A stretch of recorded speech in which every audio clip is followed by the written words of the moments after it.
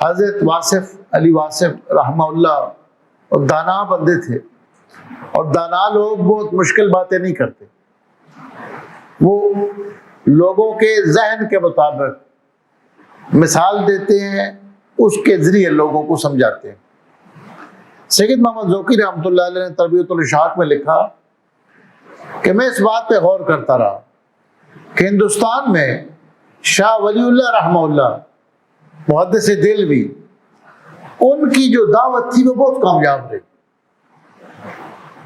علماء ظاہر میں وہ ایک عالم بھی تھے اور صوفی بھی تھے، ان کا پیغام زیادہ پہنچا اور اس کے اثرات آج تک ہیں۔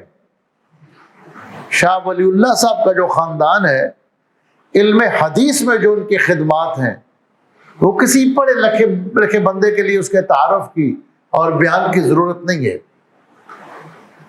وہ فرماتے تھے کہ شاہ ولی اللہ صاحب کی کامیابی یہ تھی کہ انہوں نے سنت کے مطابق لوگوں کے ذہنوں اور ان کی عقلوں کے مطابق، ماحول کے مطابق بات کو آسان کر کے پیش کیا۔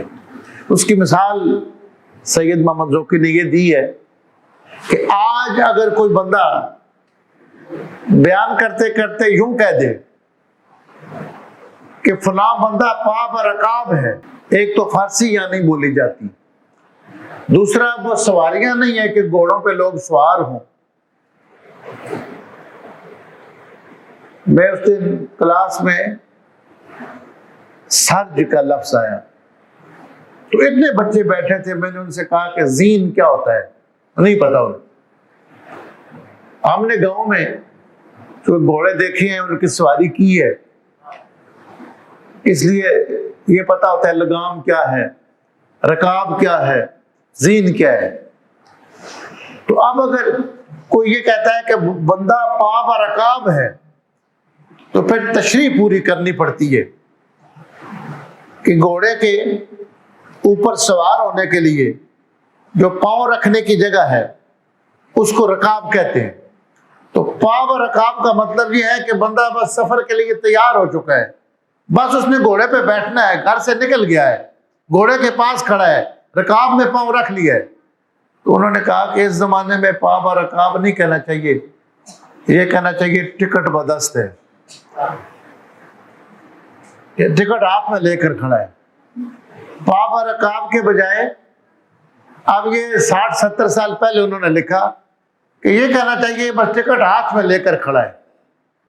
کہ ہم ایک محفل میں بیٹھے تھے تو چھینک کے بارے میں نے بات کی تو ایک بندہ بولا کہ چھینک سے پورا جسم ری سٹارٹ ہو جاتا ہے۔ اب یہ جس نے بھی موبائل رکھا ہوا ہے اس کو یہ بات جلدی سمجھ آ جائے گی۔ تو فرماتے ہیں کہ شاہ ولی اللہ صاحب رحمہ اللہ، اس لیے ان کی دعوت زیادہ کامیاب رہی کہ انہوں نے لوگوں کے ذہن کے مطابق بات کی اور عوام تک اس کا اثر گیا۔ اب جو فصوص الحکم ہے وہ تو عوام کے سمجھ کی بات نہیں، مشکل کتابیں عوام کو سمجھ نہیں آتی، ان کے لیے آسان کر کے بات کی جاتی۔ تو دعا کی جو اہمیت ہے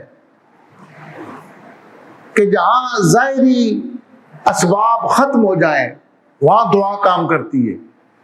تو حضرت واصف علی واصف نے اتنی آسان کر کے بات سمجھائی، فرمانے لگے کہ دریا پار کرنے کے لیے، دریا کو عبور کرنے کے لیے کشتی وسیلہ ہے، لیکن وہی کشتی ڈوبنے لگ جائے تو دعا کا وسیلہ کام آتا ہے۔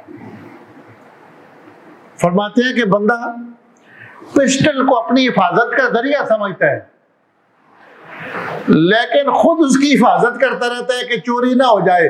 اس کا مطلب ہے کہ اصل حفاظت خدا کے ذمہ ہے، حفاظت تو ساری اللہ کی ہے۔